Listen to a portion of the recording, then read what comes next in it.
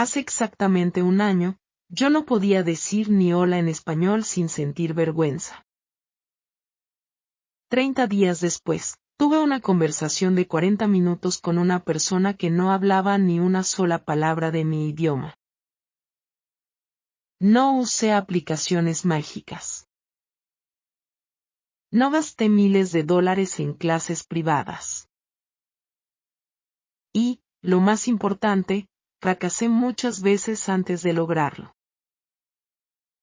Antes de continuar, mi amigo, quiero saber desde dónde me estás viendo. Escribe en los comentarios el país donde estás ahora mismo. Por ejemplo, te veo desde Argentina o saludos desde España. Me encanta leer todos tus comentarios y saber que esta comunidad llega a tantos lugares del mundo.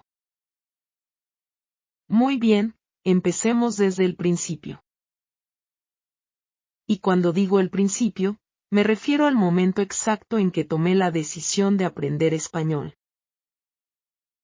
No fue una decisión tranquila. No fue algo que planeara con calma, sentado en mi sofá.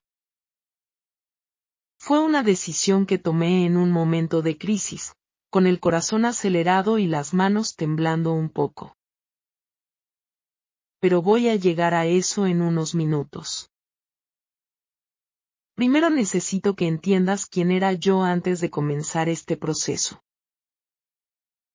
Yo era exactamente el tipo de persona que siempre decía, algún día voy a aprender otro idioma. Algún día. Esa palabra terrible. Algún día es el lugar donde van a morir todos los sueños que nunca se convierten en realidad. Durante años, tuve esa idea flotando en mi cabeza. El español me parecía una lengua hermosa, musical, llena de energía. Escuchaba canciones en español y sentía algo especial, aunque no entendía ni la mitad de las letras. Veía películas y series en español con subtítulos y pensaba, qué bonito sería entender esto sin subtítulos. Pero nunca hacía nada al respecto. Descargaba aplicaciones de idiomas, las usaba 2 o 3 días, y después las olvidaba completamente.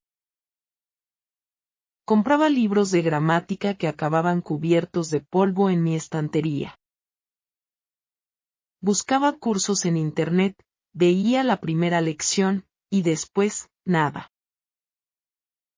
La vida siempre tenía algo más urgente. Siempre había una razón para esperar. Mi amigo, si te identificas con esto, quiero que sepas que no eres perezoso. No eres alguien sin disciplina. El problema no eres tú. El problema es el método. Y lo más importante es que la motivación equivocada también es un problema enorme. Yo lo aprendí de la manera más difícil. La verdadera motivación llegó de una manera que no esperaba. Yo trabajaba en ese momento para una empresa pequeña que ofrecía servicios a clientes en diferentes países. Durante mucho tiempo, todos nuestros clientes hablaban inglés, así que no había ningún problema. Pero un día, la empresa consiguió un contrato enorme con un cliente que operaba en varios países de habla hispana. Era el contrato más grande que habíamos tenido. Y mi jefe, con una sonrisa enorme, me miró directamente a los ojos y me dijo, tú vas a ser el responsable de gestionar esa relación. Tienes 8 semanas para prepararte. 8 semanas. Para aprender español lo suficientemente bien como para hablar de negocios con clientes importantes. Yo me quedé paralizado. No pude decir nada por varios segundos. Sentí que el aire salía de mi cuerpo. ¿8 semanas? ¿Español? Yo. Esa noche no dormí bien. Mi cerebro no paraba de repetir las mismas preguntas. ¿Cómo se aprende un idioma en 8 semanas? ¿Es eso posible? ¿Voy a perder este trabajo si no lo logro?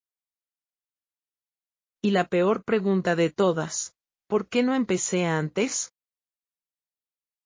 Esa última pregunta me torturó durante varios días. Tenía razón. Había tenido años para empezar y no lo había hecho. Ahora estaba bajo una presión enorme y con muy poco tiempo. Me sentía un fracasado antes de comenzar. Pero hay algo interesante que pasa cuando tienes una presión real, cuando las consecuencias son concretas y no abstractas. De repente, el cerebro funciona de manera diferente. De repente, algún día se convierte en hoy. De repente, todas las excusas desaparecen porque ya no tienen espacio. La primera semana fue, honestamente, horrible. Necesito ser honesto contigo sobre esto porque mucha gente en Internet habla del aprendizaje de idiomas como si fuera algo fácil y agradable desde el primer día. No lo es. O al menos, no lo fue para mí. El primer día decidí usar uno de esos métodos intensivos que había visto en videos. Me senté durante 4 horas frente a mi computadora intentando memorizar vocabulario con tarjetas de memoria. 4 horas. Mi cabeza estaba completamente llena al final. Pero al día siguiente, cuando intenté recordar lo que había aprendido, casi nada estaba ahí.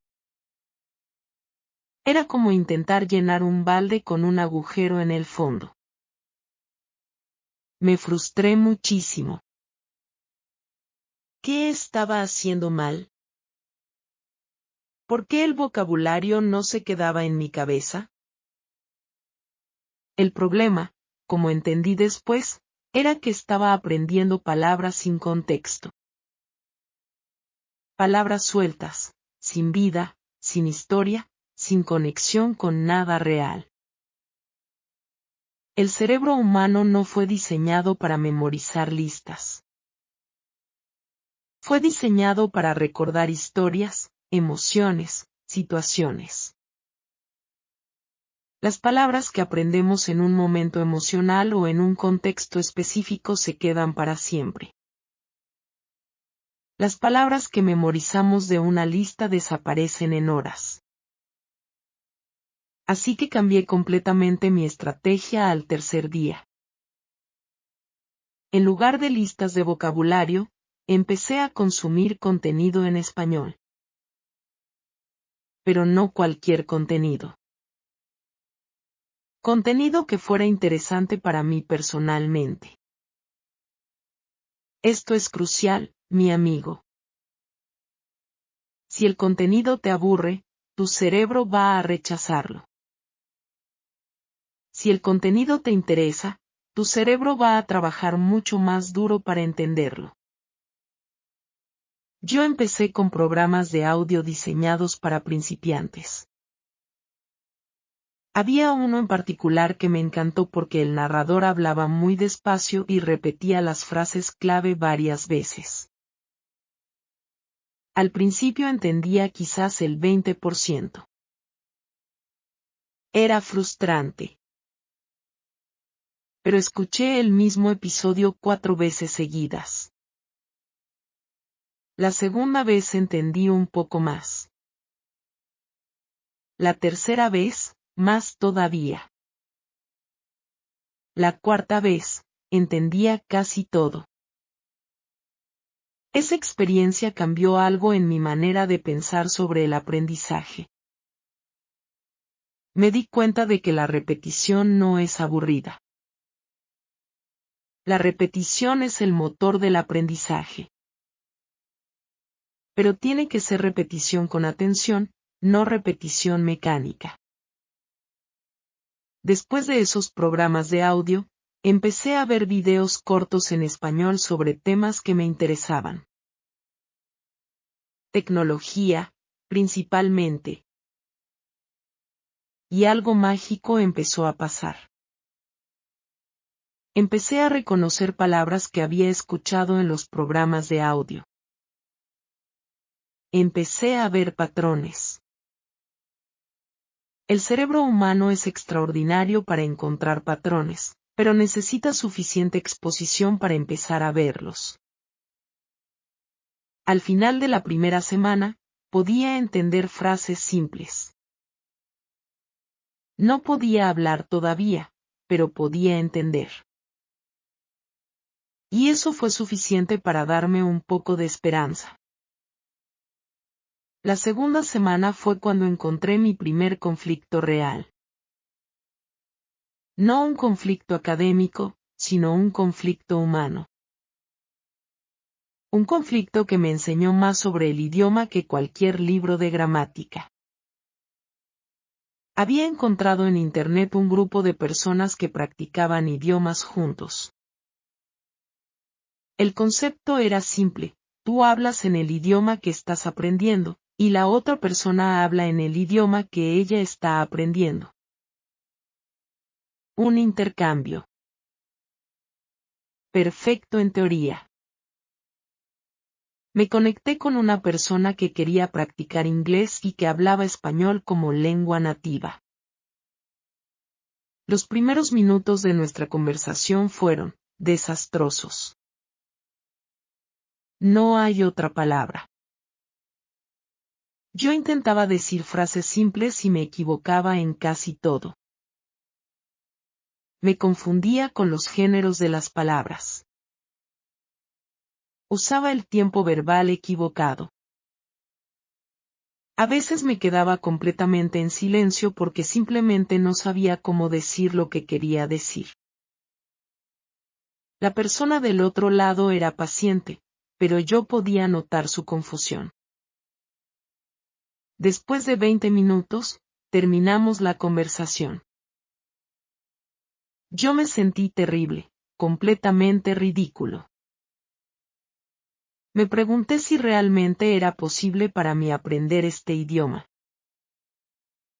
Esa noche escribí en mi diario, porque sí, empecé a escribir un diario en español desde el primer día, aunque al principio era una mezcla horrible de mi idioma y español. Escribí que quería rendirme. Que 8 semanas no era suficiente. Que mi jefe había cometido un error eligiéndome a mí para esta tarea. Pero después escribí algo más. Escribí que si me rendía esa noche, no solo perdería la oportunidad de aprender español. Perdería algo más importante, la prueba de que yo podía superar un desafío real. Y no podía aceptarlo. Al día siguiente, me conecté otra vez con la misma persona. La semana siguiente, volví a hacerlo. Y después, otra vez. Cada conversación era difícil. Pero cada conversación era un poco menos difícil que la anterior. Mi interlocutor empezó a corregirme de una manera más directa, y yo aprendí a agradecer esas correcciones en lugar de sentirme mal por ellas. Aquí hay algo que quiero que entiendas bien, mi amigo: el miedo a equivocarse es el enemigo número 1 del aprendizaje de idiomas. No la gramática. No el vocabulario. El miedo. Si tienes miedo de equivocarte, nunca vas a hablar. Y si nunca hablas, nunca vas a mejorar. Es un círculo vicioso que solo puede romperse con una decisión consciente. Voy a equivocarme, y eso está bien. Los errores no son fracasos. Los errores son información. Cada vez que te equivocas y alguien te corrige, estás recibiendo información gratuita y personalizada sobre exactamente lo que necesitas mejorar. Es el tipo de retroalimentación que ningún libro de texto puede darte. Durante la segunda semana también tomé una decisión que muchas personas considerarían extrema. Cambié completamente el idioma de todos mis dispositivos tecnológicos al español. Mi teléfono, mi computadora, todas las aplicaciones que usaba regularmente. Todo quedó en español. Al principio fue confuso. Tardaba el doble de tiempo en hacer cosas simples porque tenía que leer y procesar en español. Cometí errores ridículos porque no entendía bien un botón o una opción en el menú. Una vez casi borré archivos importantes porque malinterpreté una instrucción en español. Pero el resultado fue extraordinario. De repente, el español no era algo que estudiaba durante 2 horas al día. Era el idioma en el que vivía. Cada vez que miraba mi teléfono, cada vez que abría una aplicación, cada vez que recibía una notificación, mi cerebro tenía que procesar información en español. Decenas de veces al día. Sin esfuerzo consciente. Este tipo de exposición continua es lo que muchos especialistas llaman entrada comprensible. No tienes que entender todo al 100%. Solo necesitas entender suficiente para que tu cerebro encuentre el significado del resto por contexto. Y cuanta más entrada comprensible recibes, más rápido avanza tu comprensión. La tercera semana fue la semana del gran choque. Y cuando digo gran choque, lo digo en un sentido muy real. Yo había estado trabajando con una versión muy limpia y muy estándar del español. Los programas de audio que escuchaba usaban un español muy claro, muy pausado, muy neutral. Los videos que veía eran de personas que hablaban despacio y claramente para un público internacional. Y entonces escuché por primera vez una conversación entre dos personas en español en una situación completamente informal y rápida. No entendí prácticamente nada. Fue como descubrir que el español que yo había aprendido era una versión de laboratorio que no existía en la realidad.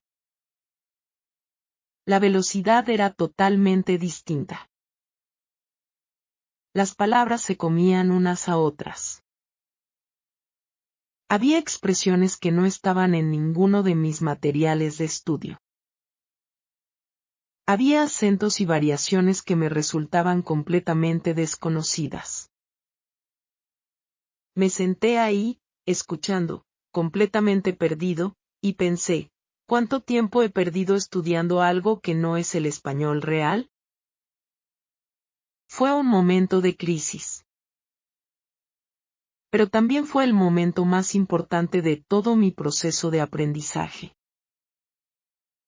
Porque me obligó a salir de mi zona cómoda y exponerme al español tal como existe en el mundo real, no en los libros de texto. Empecé a buscar contenidos sin guión, conversaciones espontáneas, entrevistas rápidas, discusiones entre personas que hablaban rápido y usaban jerga y expresiones coloquiales. Al principio era frustrante porque entendía muy poco. Pero poco a poco, mi oído empezó a adaptarse. El cerebro humano tiene una capacidad increíble para procesar sonidos. Con suficiente exposición, empieza a separar automáticamente las palabras dentro de un flujo de sonido continuo. Pero necesita tiempo y mucha exposición para lograrlo. no hay atajos para esto. También en la tercera semana cometí uno de mis errores más grandes, y quiero contártelo porque creo que muchas personas cometen el mismo error. Decidí que era el momento de empezar a hablar más formalmente. Había una presentación importante en el trabajo que se aproximaba, y pensé que necesitaba practicar vocabulario de negocios específico. Compré un libro especializado en español de negocios y empecé a estudiar terminología técnica y formal. Fue un error. Un error enorme. No porque ese vocabulario no sea útil. Lo es. Sino porque en ese momento de mi proceso, lo que necesitaba era solidificar el español básico, no construir una capa de vocabulario especializado sobre una base que todavía era frágil. Fue como intentar pintar los detalles finos de un cuadro antes de que el fondo estuviera completamente seco. El resultado fue que pasé una semana estudiando vocabulario que apenas podía usar, mientras que mi fluidez general en conversaciones cotidianas no avanzó tanto como hubiera podido. Mi amigo, aprende de mi error, la especialización viene después. Primero necesitas una base sólida en el idioma cotidiano. Primero necesitas poder hablar de cosas simples con naturalidad. Después, y solo después, puedes construir capas más especializadas encima de esa base.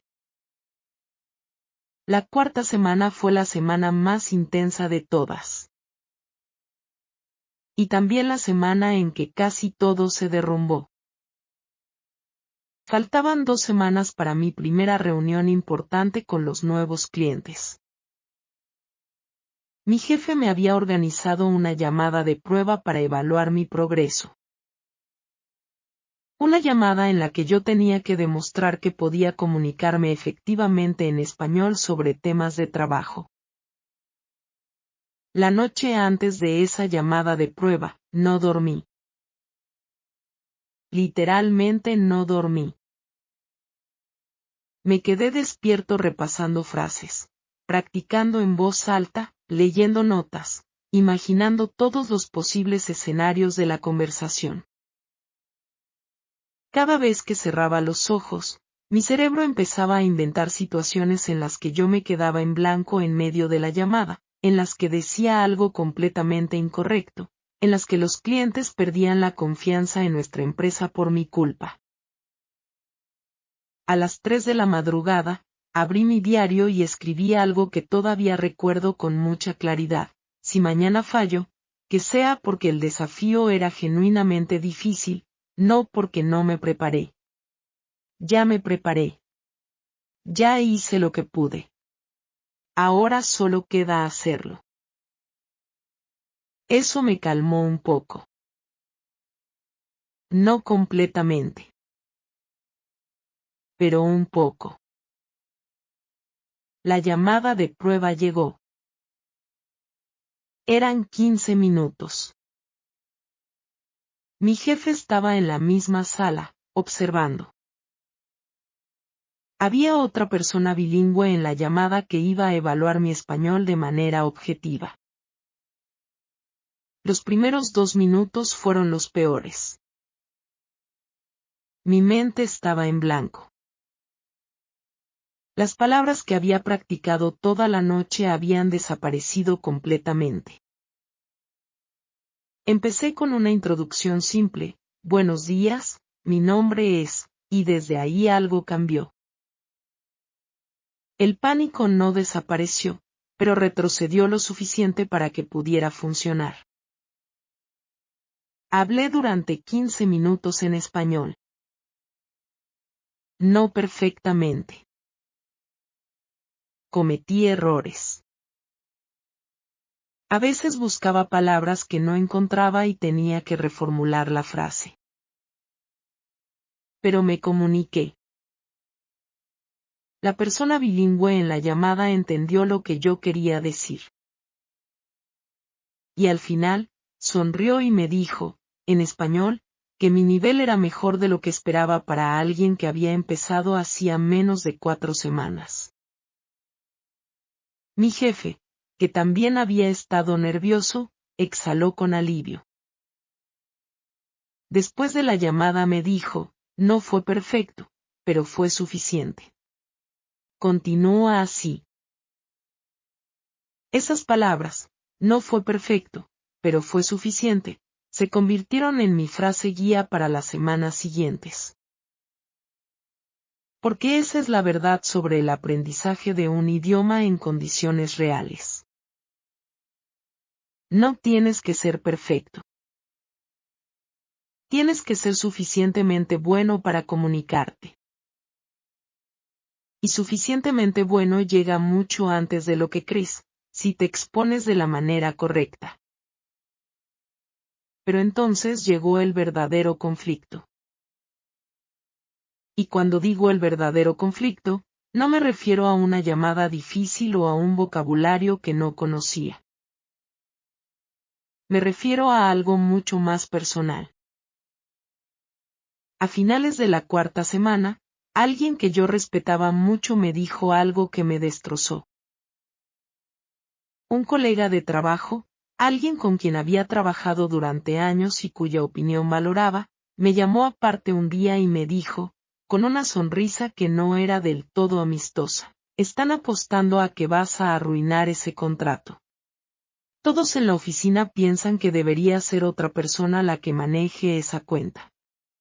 Alguien que realmente sepa español. Me quedé helado. No dije nada. Simplemente asentí y me fui. Esa noche fue la noche más oscura de todo el proceso. Porque ese colega no estaba completamente equivocado, ¿verdad? Había una parte racional en lo que decía. Yo era relativamente nuevo en el español. Había personas en el mundo que llevaban años estudiándolo. ¿Por qué iba a ser yo la persona correcta para gestionar ese contrato? Pero había otra parte en mí que se resistía con fuerza. Porque yo sabía algo que mi colega no sabía, el nivel de compromiso con el que yo había trabajado durante esas 4 semanas. Las horas que había pasado practicando. Los errores que había cometido y superado. El progreso real que había hecho. Hay una diferencia enorme entre alguien que lleva años estudiando español de manera casual, un par de horas a la semana, sin presión real, y alguien que lleva 4 semanas trabajando de manera intensiva todos los días con una presión real detrás. El tiempo que llevas estudiando no es tan importante como la intensidad y la calidad de ese estudio. Decidí no dejar que esas palabras me detuvieran. Pero sí decidí usarlas como combustible. A veces la duda de otras personas puede ser exactamente lo que necesitas para comprometerte todavía más. Las siguientes semanas fueron más tranquilas en términos emocionales, pero más intensas en términos de trabajo real. Tenía un objetivo claro, prepararme para la reunión final con los clientes. Empecé a estructurar mi práctica de una manera mucho más estratégica. Dividí mi tiempo en 3 áreas. Primero, comprensión auditiva. Escuchaba español durante al menos 2 horas al día, de fuentes variadas, programas de audio, videos, conversaciones y noticias. La clave era la variedad. Cada fuente diferente exponía mi oído a ritmos, acentos y estilos distintos. Segundo, producción oral.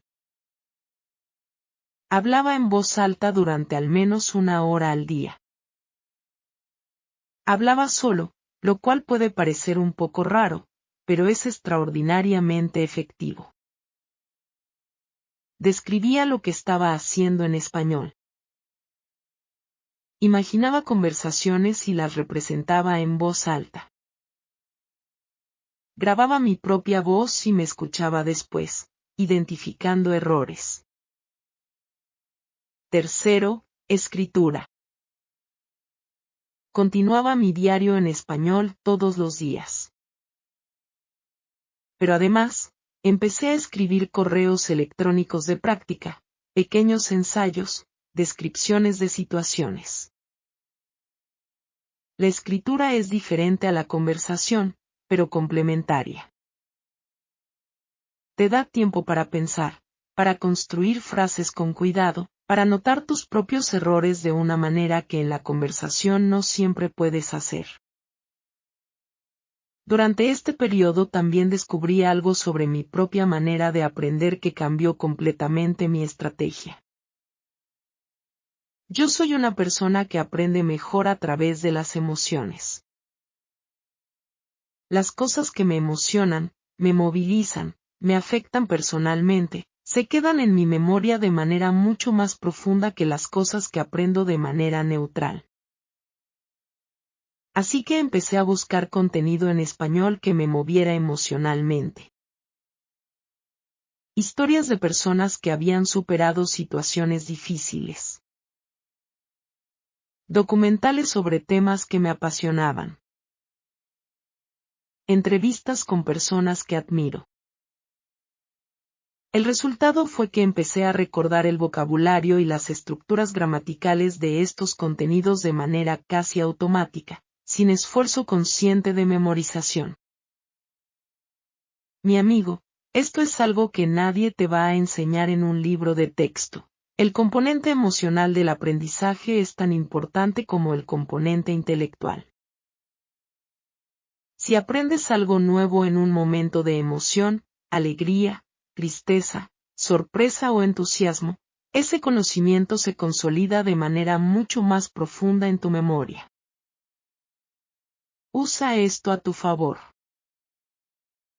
No estudies con contenido aburrido solo porque alguien te dijo que era el más completo o el más académicamente riguroso. Estudia con contenido que te guste, que te emocione, que te importe. Tu progreso será mucho más rápido. Llegué entonces a la semana que cambió todo. Fue la semana en que tuve la reunión real, no la de prueba. Pero antes de llegar a esa reunión, quiero hablar de algo que sucedió 3 días antes y que fue tan importante como la reunión misma. Estaba en un lugar público, esperando algo, cuando escuché a 2 personas hablar en español cerca de mí. Antes de este proceso, yo hubiera ignorado completamente esa conversación. Pero ahora, casi sin darme cuenta, empecé a seguirla. Entendía las palabras. Entendía el tema. Entendía las bromas que hacían. Y en un momento, uno de ellos dijo algo gracioso y yo, sin pensar, me reí. Una de esas personas me miró sorprendida y me preguntó, en español, ¿entiendes lo que decimos? Y yo respondí, también en español, sí, un poco. Esa persona sonrió y me dijo, hablas bien. 3 palabras, hablas bien. Pero esas 3 palabras, en ese momento, viniendo de alguien que hablaba español como lengua nativa, me afectaron de una manera que no esperaba. Sentí algo en el pecho. Una combinación de orgullo, alivio y una alegría extraña y profunda. La alegría de haber cruzado un umbral invisible.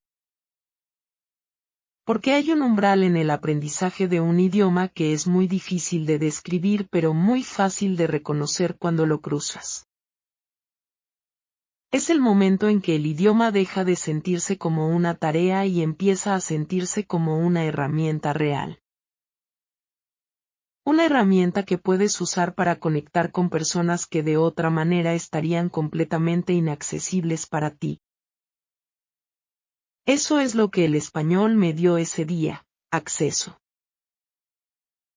Acceso a personas, a conversaciones, a formas de pensar y de ver el mundo que antes estaban cerradas para mí. La reunión llegó. Eran las 10 de la mañana. Me había preparado durante semanas para este momento. Conocía el vocabulario específico del sector. Había practicado las preguntas más probables y las respuestas más importantes. Había dormido bien la noche anterior, o al menos mejor que otras noches anteriores. Pero lo que no había podido preparar por completo era la velocidad. Los clientes hablaban rápido. Muy rápido. Y con un acento específico que era diferente al acento neutro que yo había practicado principalmente. Hubo momentos en que tuve que pedir que repitieran. Hubo momentos en que no entendí exactamente una expresión específica y tuve que hacer preguntas de clarificación. Hubo momentos en que elegí palabras más simples porque las más precisas no llegaban a mi mente con suficiente rapidez. Pero la reunión funcionó. Los clientes entendieron lo que yo decía. Yo entendí lo que ellos decían. Tomamos decisiones juntos. Resolvimos preguntas juntos. Al final de la reunión, uno de los clientes me dijo, en un español informal y rápido, algo que básicamente significaba: es bueno trabajar con alguien que hace el esfuerzo. El esfuerzo, esa palabra me pareció perfecta. Porque eso era exactamente lo que había mantenido durante 30 días, esfuerzo. Constante, diario, imperfecto, pero real. Después de la reunión, mi jefe me estaba esperando en su oficina.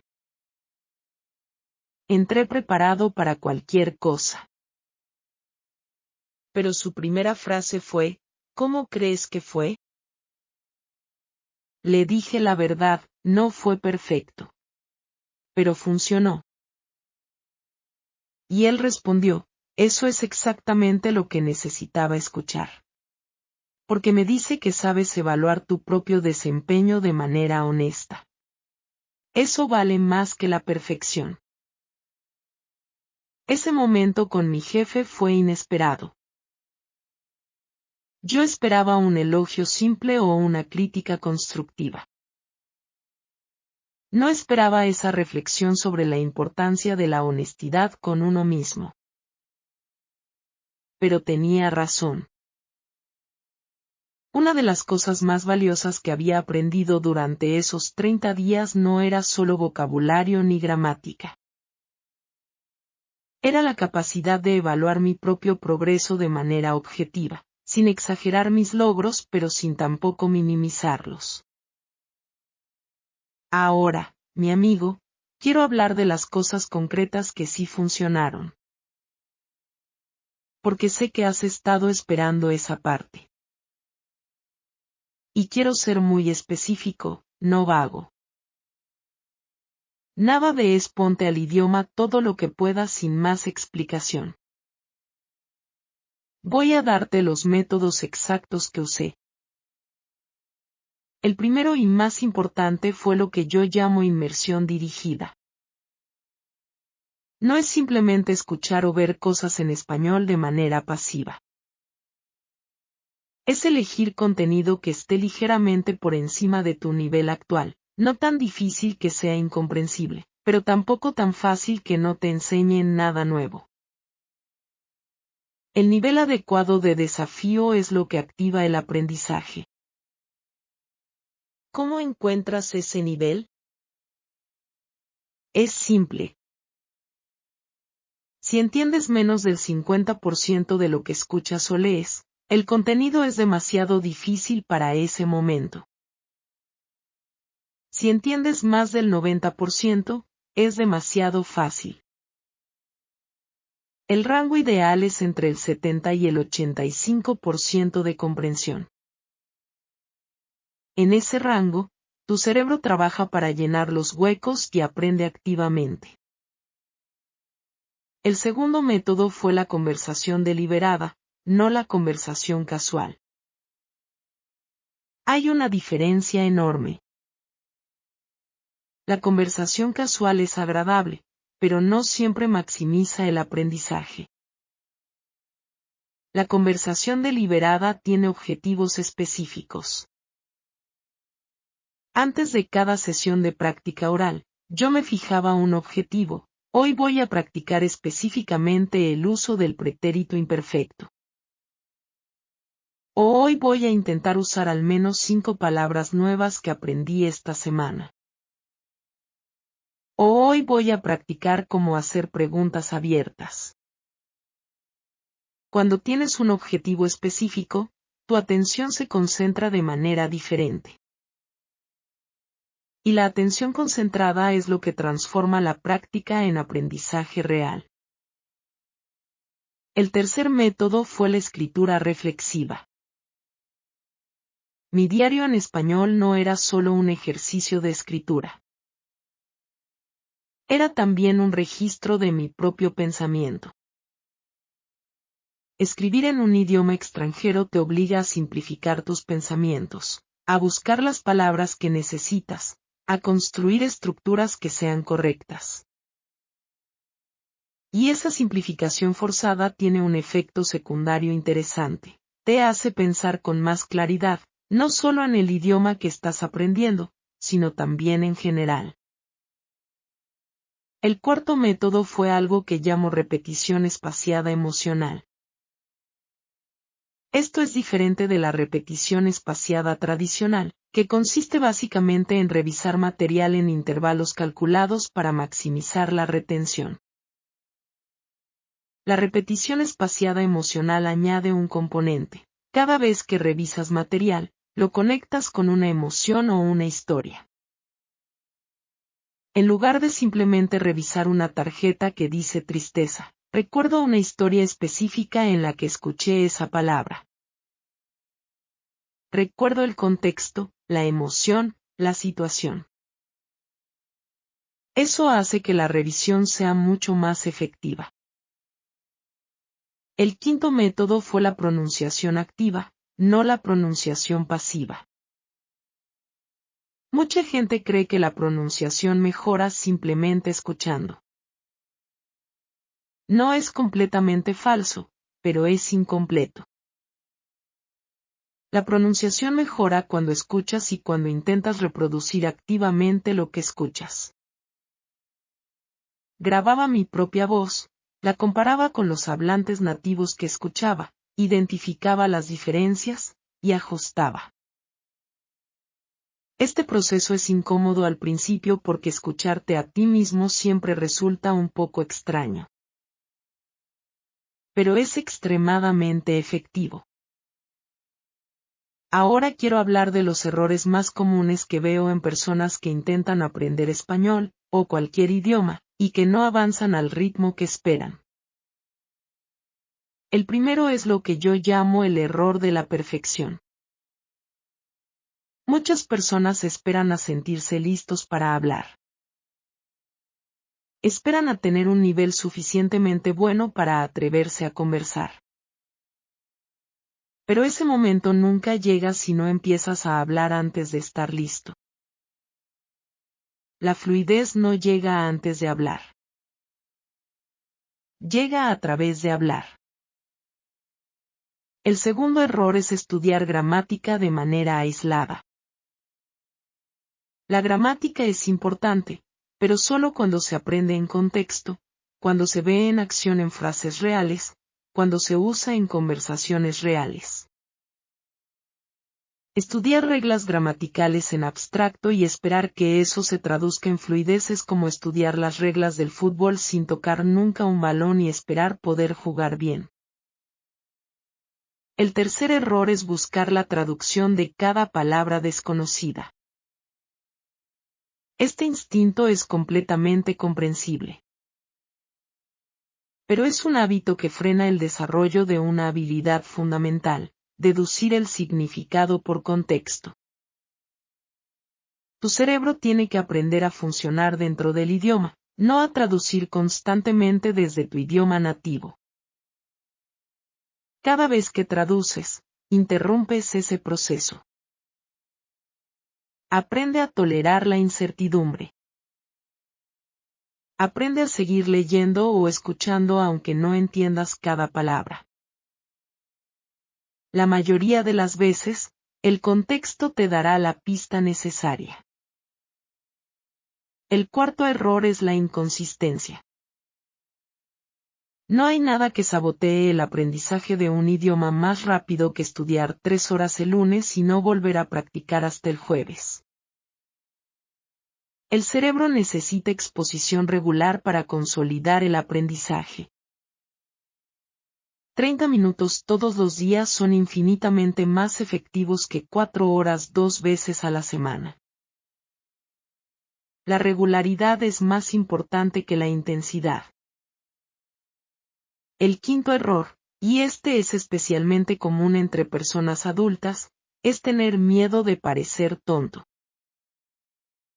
Los niños aprenden idiomas más rápido que los adultos, en parte porque les importa menos parecer ridículos.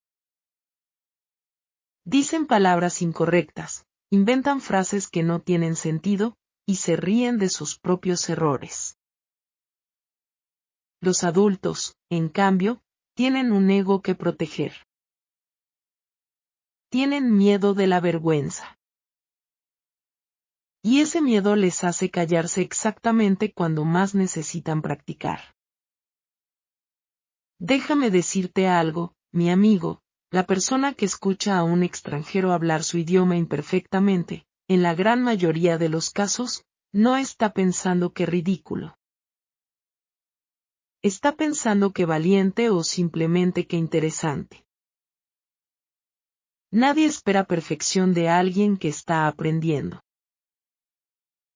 Lo que la gente aprecia es el esfuerzo, la valentía y el respeto que implica aprender el idioma de otra persona.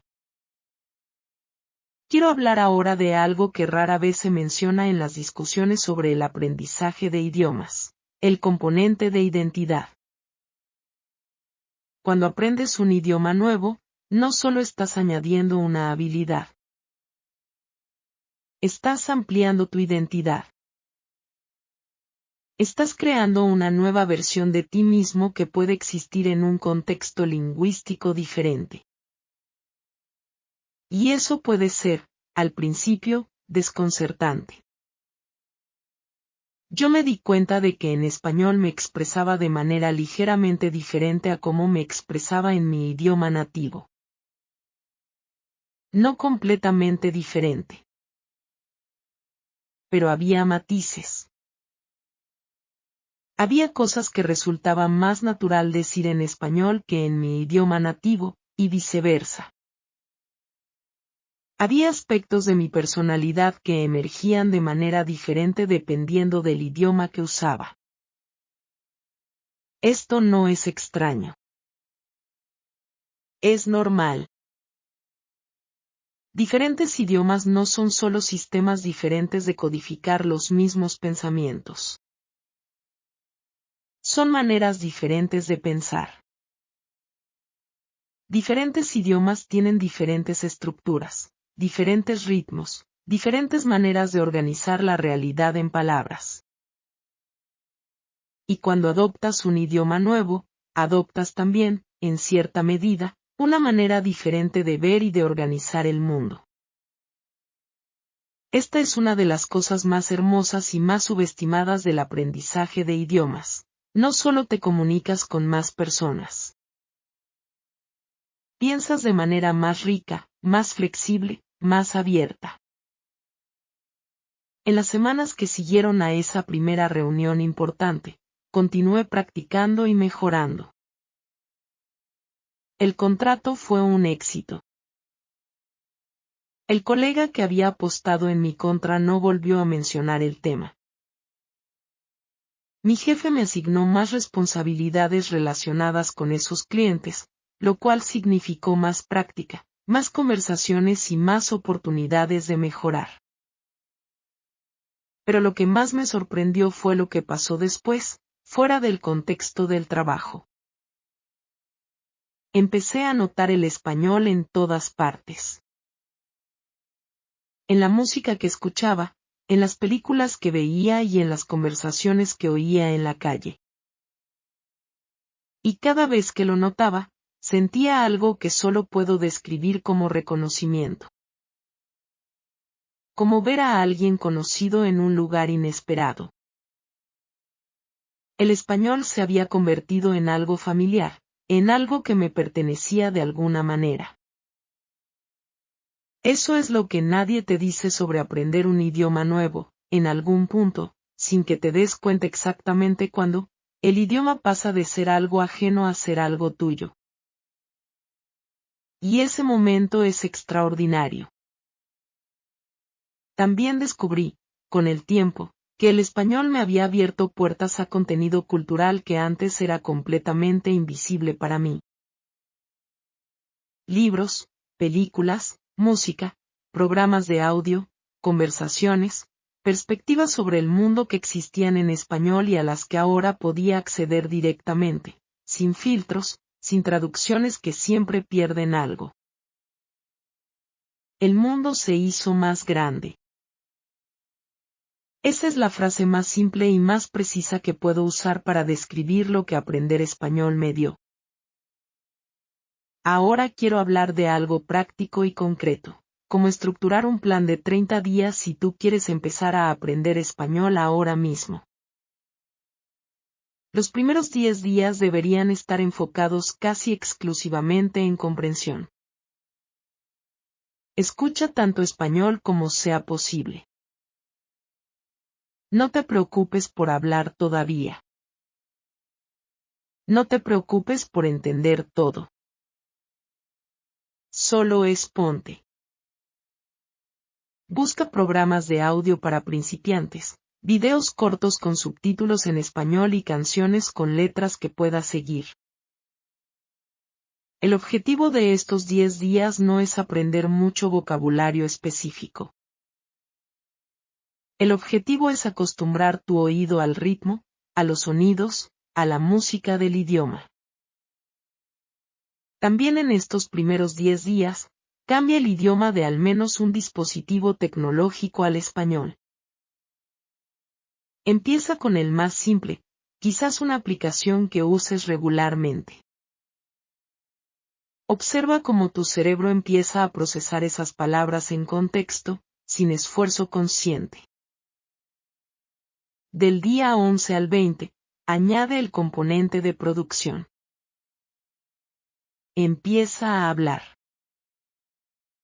Busca un compañero de intercambio de idiomas. Habla en voz alta mientras practicas solo. Grábate. Lo más importante en esta fase es la cantidad de práctica oral, no la calidad. Comete errores. Muchos errores. Y continúa. También, en esta fase, empieza a escribir. No tiene que ser un diario filosófico profundo. Puede ser simplemente, hoy hice esto. Comí esto. Sentí esto. Frases simples, en español, todos los días. Del día 21 al 30, integra todo. Busca contenido más desafiante. Intenta tener una conversación más larga y más compleja. Lee algo en español, puede ser un artículo corto, puede ser un libro para niños, Puede ser cualquier cosa que sea accesible a tu nivel actual. El objetivo de esta fase es empezar a fluir. No ser perfecto. Fluir. ¿Qué significa fluir? Significa que puedes mantener una conversación sin pausas excesivamente largas. Significa que, cuando no sabes una palabra, puedes buscar maneras alternativas de decir lo mismo. Significa que puedes entender el hilo general de una conversación aunque no captures cada palabra individual. Significa que el idioma empieza a sentirse como una herramienta que puedes usar, no como un obstáculo que tienes que superar. 30 días es suficiente para llegar a ese punto si trabajas de manera constante e inteligente. No es suficiente para hablar con la fluidez de un hablante nativo. Eso requiere años. Pero sí lo suficiente para comunicarte, para ser comprendido, para comprender. Y eso, mi amigo, es mucho más de lo que la mayoría de las personas logran después de años de estudio casual. Hay una última cosa que quiero decir antes de terminar este video, y es algo que pienso que es más importante que cualquier técnica o estrategia específica. El aprendizaje de un idioma es un acto de humildad. Es aceptar que hay cosas que no sabes. Que hay maneras de ver el mundo que son diferentes de la tuya. Que hay personas cuyas experiencias y perspectivas son válidas aunque estén expresadas en un idioma diferente al tuyo. En un mundo que a veces parece más dividido que nunca, aprender el idioma de otra persona es un gesto de apertura. Es decir, quiero entenderte. Quiero poder escucharte directamente, sin intermediarios. Quiero que podamos hablar. Y ese gesto, esa voluntad de cruzar la barrera del idioma, tiene un valor que va mucho más allá de cualquier beneficio profesional o académico. Mi amigo, no sé qué te trajo a este video.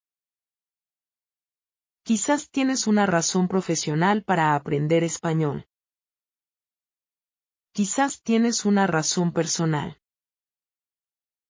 Quizás simplemente tienes curiosidad. Cualquiera que sea tu razón, te digo esto, es suficiente. Cualquier razón que te mueva a empezar puede ser una buena razón. El momento perfecto para empezar no existe. El idioma perfecto no existe. El método perfecto no existe. Lo que existe es hoy, y la decisión de hacer algo hoy, aunque sea pequeño, aunque sea imperfecto. Yo no tenía 8 semanas. Tenía 30 días de trabajo intensivo y muchos años de algún día que finalmente se convirtió en hoy. Y ese hoy cambió algo en mí que va mucho más allá del español. Me demostró que soy capaz de aprender cosas difíciles bajo presión. Que los errores no me destruyen. Que la vergüenza es temporal pero el aprendizaje es permanente. Que las personas que dudan de ti a veces pueden ser el mejor combustible que encuentres. Y me demostró algo sobre el idioma que nunca había entendido completamente hasta que lo viví desde dentro. El español no es simplemente una herramienta de comunicación. Es una manera de existir en el mundo. Una manera de pensar, de sentir, de conectar. Una manera de decir estoy aquí, te escucho, quiero entenderte. Gracias por estar aquí hasta el final, mi amigo. Si este video te ayudó, si algo de lo que dije resonó contigo, déjamelo saber en los comentarios.